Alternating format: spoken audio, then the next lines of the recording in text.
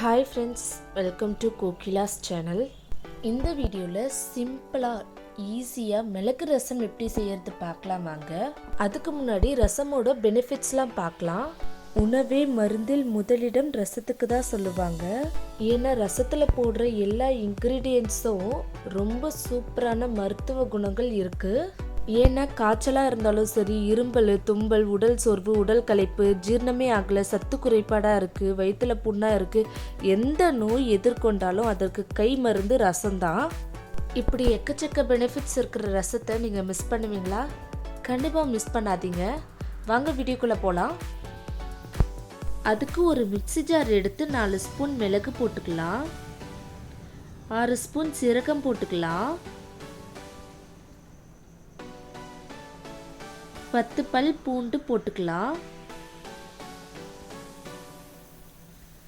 ஒரு பச்சை மிளகாவை 2 கட் பண்ணி வச்சிருக்கதை போட்டுக்கலாம், 2 காஞ்ச மிளகாவை 2 கிள்ளி வச்சிருக்கதை போட்டுக்கலாம், கொஞ்சமாக கருவேப்பிலை போட்டுக்கலாம், 2 தக்காளி கட் பண்ணி வச்சிருக்கதை போட்டுக்கலாம், ஒரு லெமன் சைஸ் புளி எடுத்து நல்லா வாஷ் பண்ணி வச்சிருக்கதை போட்டுக்கலாம், கொஞ்சமாக கொத்தமல்லி போட்டுக்கலாம், ஒரு ஸ்பூன் மஞ்சத்தூள் போட்டுக்கலாம், ஒரு ஸ்பூன் சால்ட் போட்டுக்கலாம்.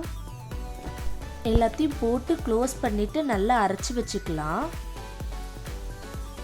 இந்த மாதிரி பேஸ்ட் மாதிரி அரைச்சி வச்சுக்கலாம். இப்போ தாளிக்கலாம் வாங்க. அதுக்கு ஒரு பாத்திரத்தை எடுத்து ஒரு 5 ஸ்பூன் எண்ணெய் ஊற்றிக்கலாம்.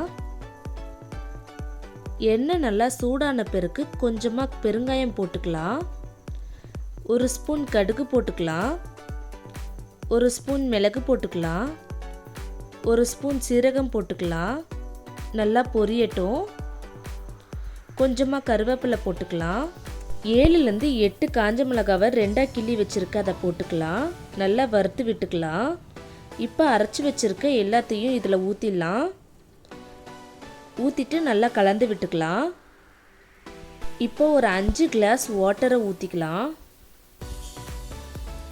ஊற்றிட்ட பிறகு ஒரு ஸ்பூன் மஞ்சத்தூள் போட்டு நல்லா கலந்து விட்டுக்கலாம். கொஞ்சமாக கருவேப்பிலை போட்டுக்கலாம். போட்டுட்ட பிறகு நல்லா கலந்து விட்டுக்கலாம்.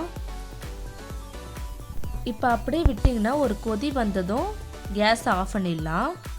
ரொம்ப கொதிச்சதுன்னா டேஸ்ட்டெல்லாம் போயிடும். இந்த மாதிரி கொதி வந்ததும் ஆஃப் பண்ணிவிட்டு லாஸ்ட்டாக கொத்தமல்லி தூவிடலாம். அவ்வளோதாங்க, ரசம் ரெடி ஆயிடுச்சு. இந்த ரெசிபியை இந்த மாதிரி ட்ரை பண்ணி பாருங்கள். ஈஸியாகவும் இருக்கும், டேஸ்ட்டாகவும் இருக்கும். கண்டிப்பாக இன்றைக்கி ட்ரை பண்ணி பாருங்கள். இந்த வீடியோ உங்களுக்கு பிடிச்சிருந்தனா லைக் பண்ணுங்கள், ஷேர் பண்ணுங்கள், கமெண்ட் பண்ணுங்கள், மறக்காமல் சப்ஸ்கிரைப் பண்ணிவிடுங்க. Thank you friends. டாடா.